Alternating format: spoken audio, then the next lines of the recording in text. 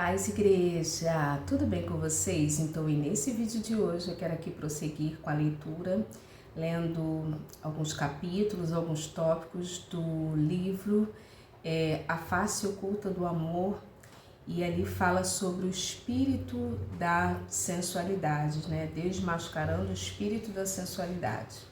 Mas antes de prosseguir aqui na leitura, eu quero te perguntar como que você está. Você está bem? Se você estiver bem, coloca aqui embaixo nos comentários, irmã Raquel, eu estou bem, graças a Deus. Frente a algumas situaçõezinhas, mas eu estou bem, graças a Deus. Mas se você não estiver bem, se você estiver precisando de oração, deixa o teu pedido de oração aqui embaixo, porque todos os dias eu oro.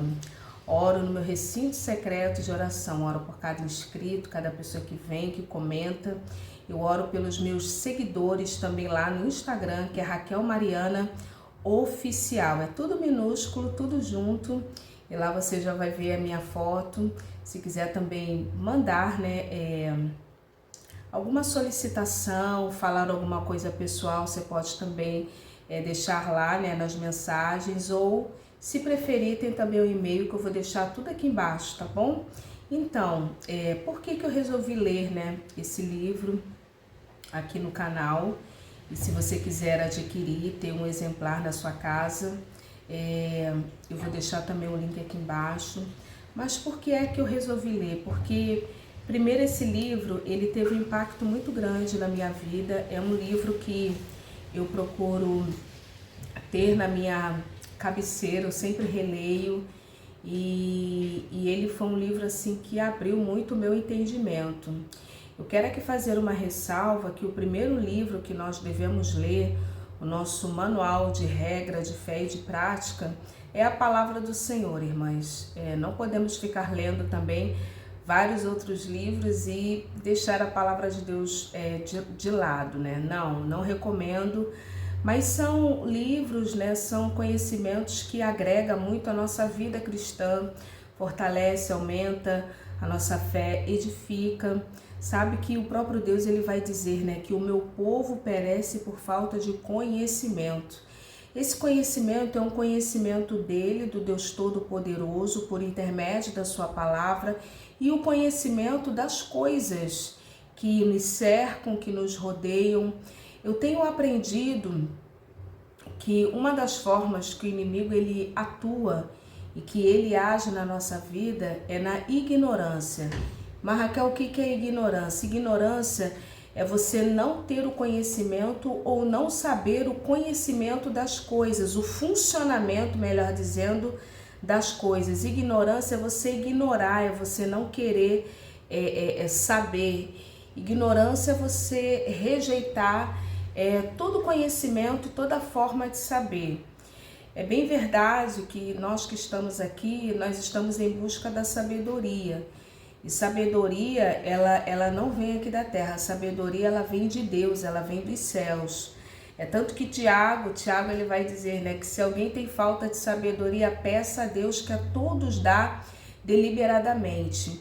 E para que nós venhamos a andar em sabedoria, é necessário conhecer as coisas. Primeiro, conhecer a Deus, como a palavra do Senhor vai dizer, prossigamos em conhecer ao Senhor, prossigamos em conhecer, andemos, e prossigamos conhecer o Senhor. Então, precisamos primeiro conhecer a Deus, por intermédio da palavra, repetindo, e saber das coisas. Então é por isso que eu venho aqui e leio esse livro. Eu já li aqui um livro que é A Isca de Satanás, Foram esses dois que me impactaram a minha vida e de vez em quando eu releio, Eu leio mais alguns outros livros, Mas eu tenho lido outros, Que eu preciso concluir, e nós precisamos crescer na graça e no conhecimento de Deus. Esse livro ele é um livro muito interessante, que fala sobre o espírito da sensualidade. Você vê que o espírito da sensualidade, ele permeava a vida de Jezabel, a busca pelo poder, o domínio, e como que ela influenciava o marido dela, Acabe. Esse espírito, da sensualidade, ele basicamente ele não age de uma forma incorporando na vida de pessoas, mas é um espírito que atua através da influência, né? Ele age no campo da influência.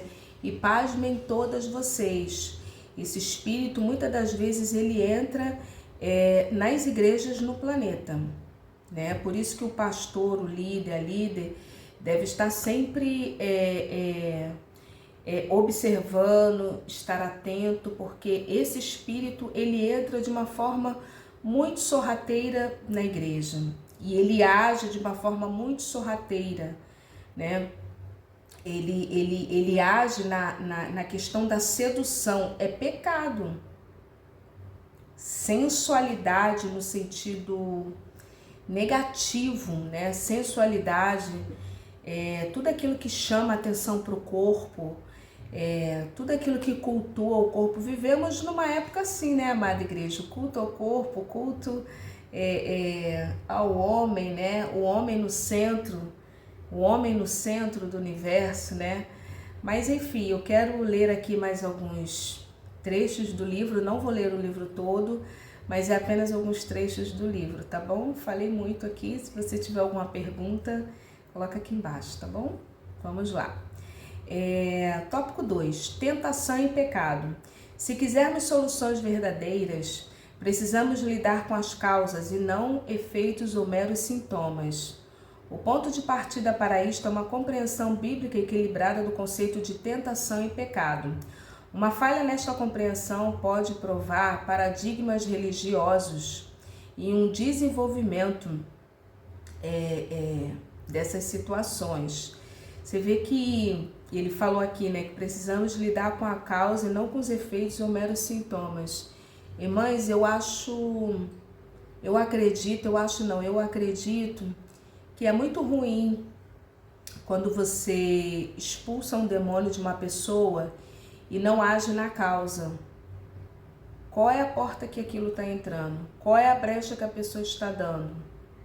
É necessário, porque a Bíblia diz que quando saiu, volta 7. Você está fazendo um tremendo mal, né? Então, quando uma pessoa o exorcismo, né, retirar o demônio daquela pessoa, manda embora, a casa ela precisa ser arrumada, adornada, precisa ser preenchida com o Espírito Santo através da leitura da palavra, da oração e do jejum. E ali Deus vai trazendo a clareza naquela pessoa, onde é que são as brechas que ela está dando ou que tenha dentro da sua casa.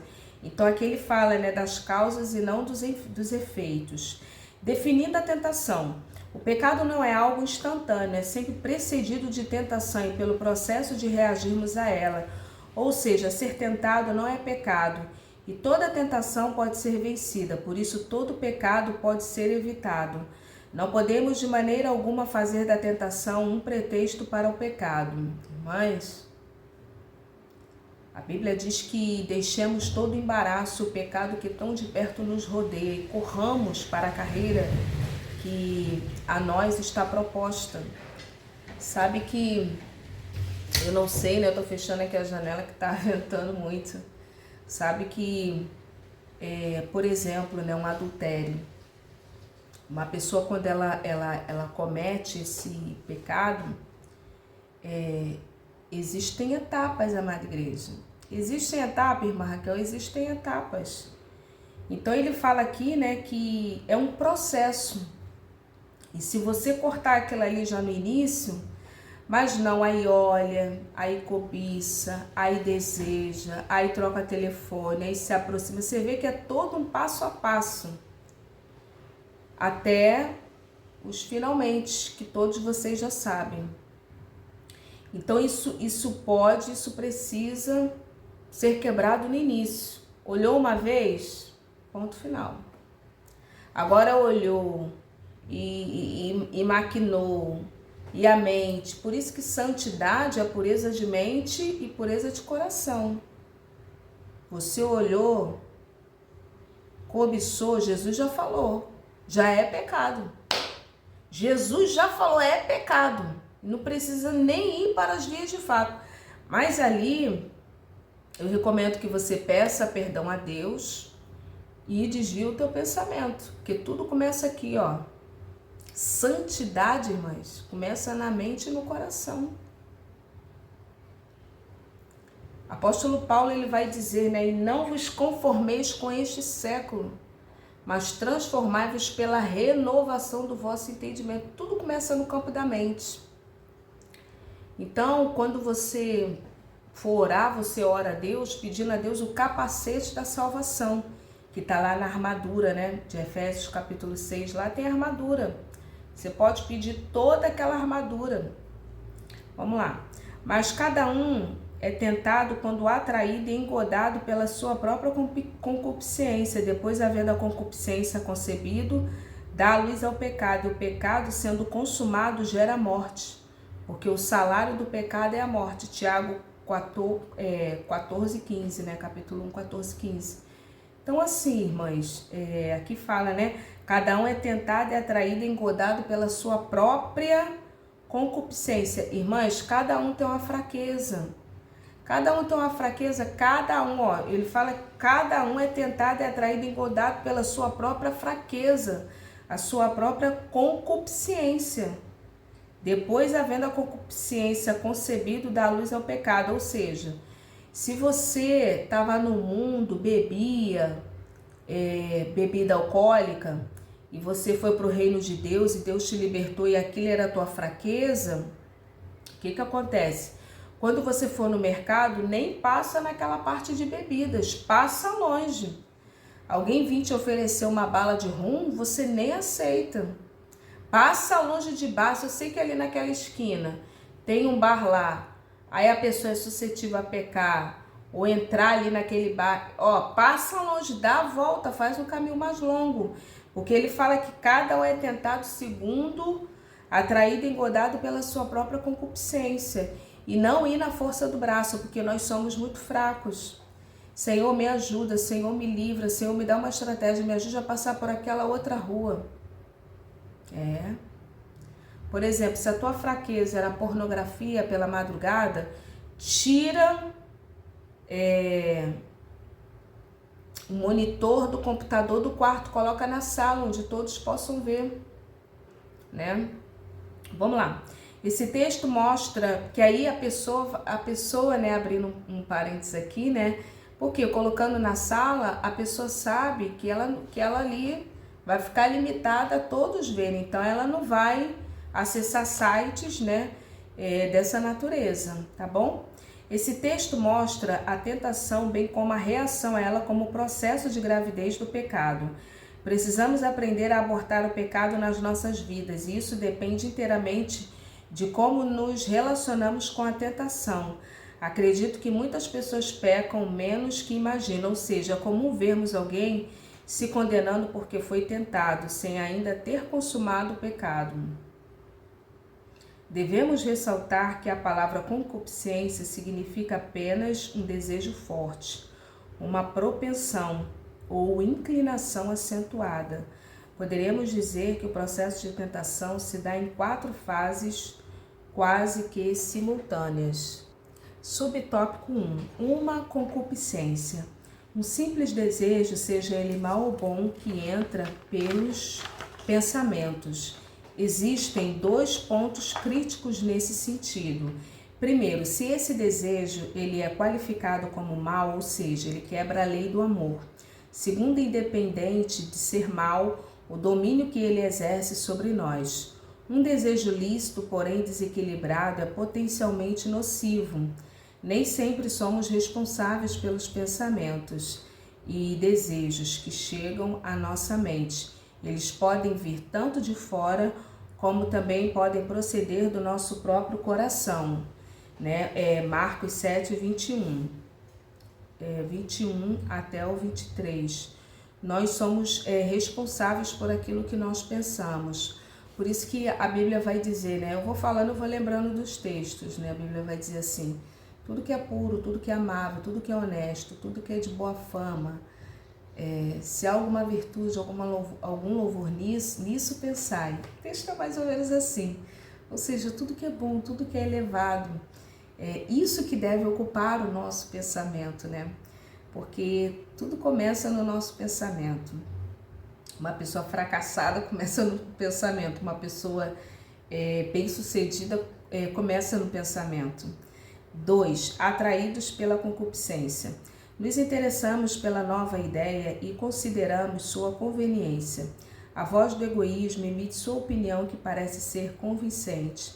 Nossa consciência também se manifesta e assim um certo conflito interno começa a se desenvolver. 3. Seduzidos pela concupiscências. O pensamento nos cativou e começa a assumir o controle sobre a nossa mente. Gostamos da ideia. Outros pensamentos e sentimentos começam a orbitar em torno da sugestão inicial, que vai se fortalecendo. A voz da consciência sofre um abafamento. Nosso domínio próprio é colocado em xeque. Ou seja, há uma sedução.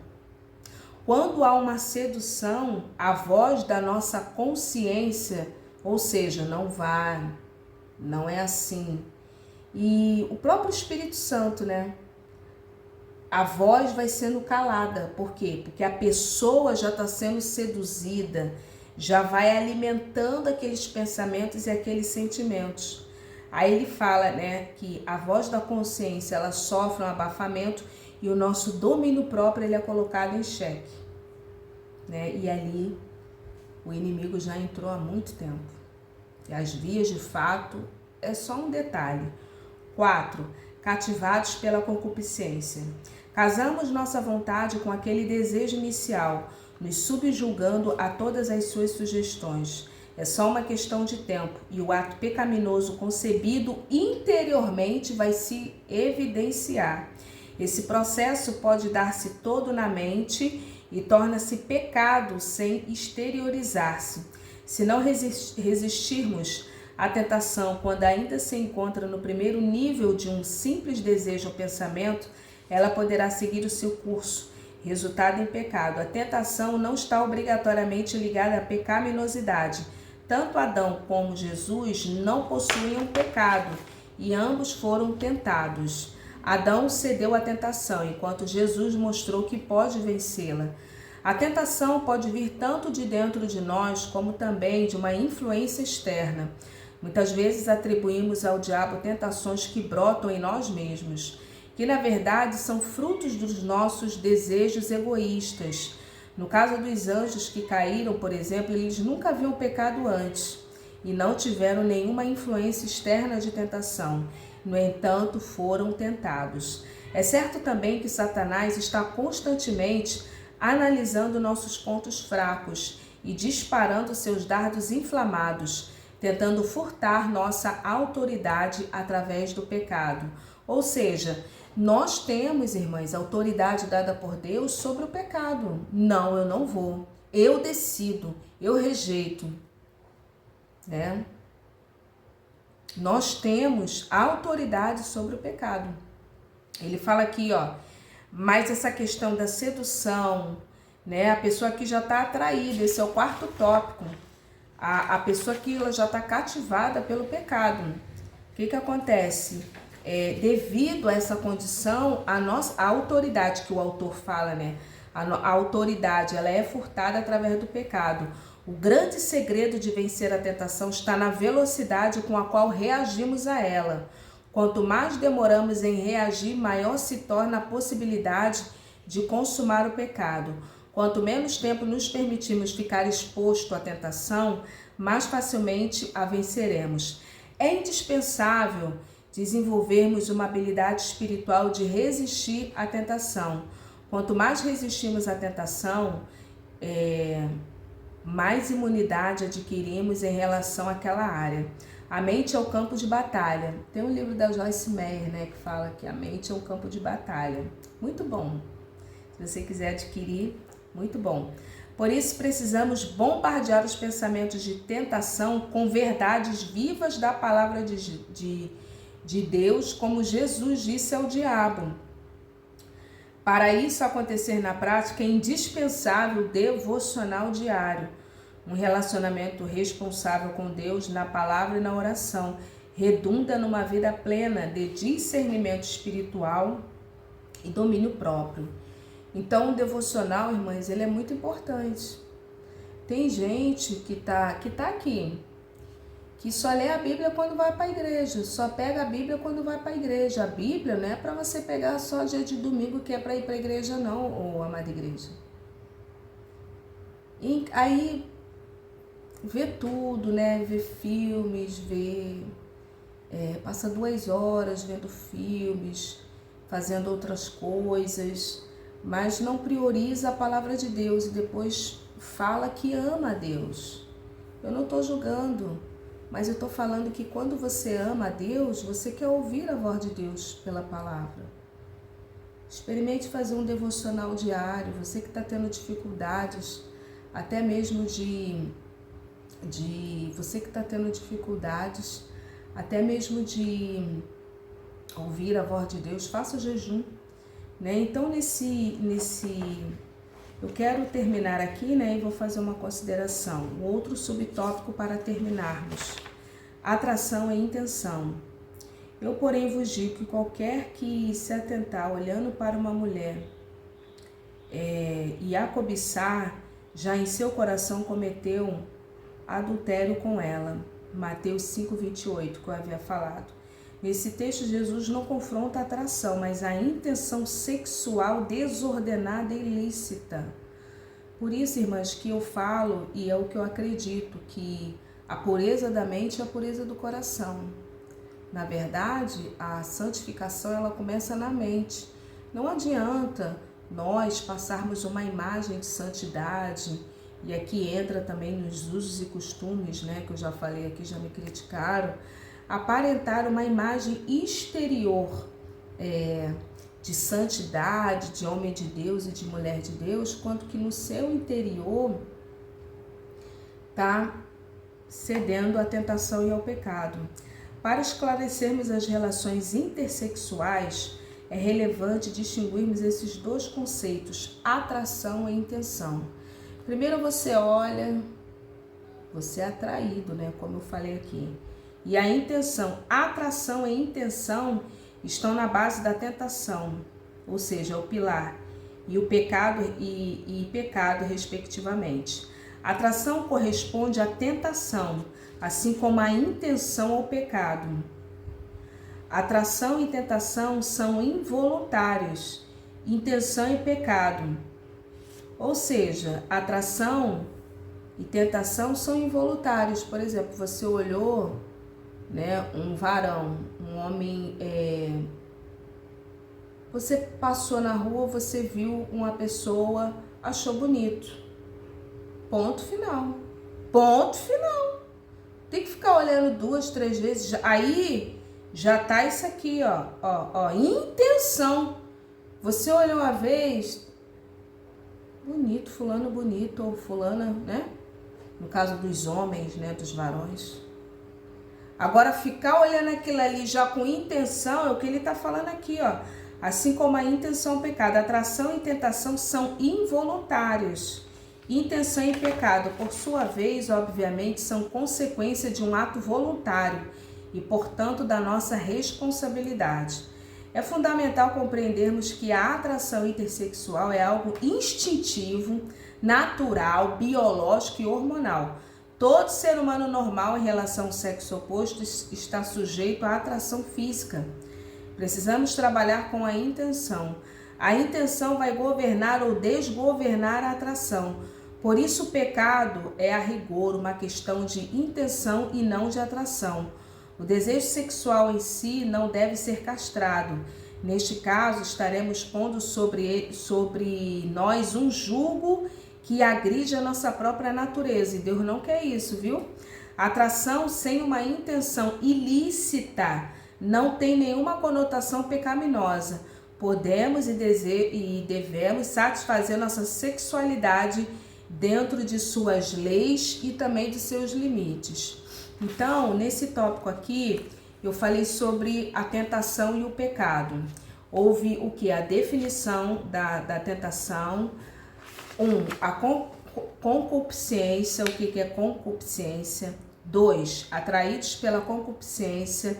3, seduzidos pela concupiscência. E o quarto tópico é cativados pela concupiscência. E o último que eu li aqui, atração e intenção. Amém? Que Deus abençoe. Depois eu vou gravar um outro vídeo aqui, prosseguindo. Que Deus abençoe e que o Senhor nos ajude. Eu lembrei de um caso, eu vou compartilhar aqui. Paz.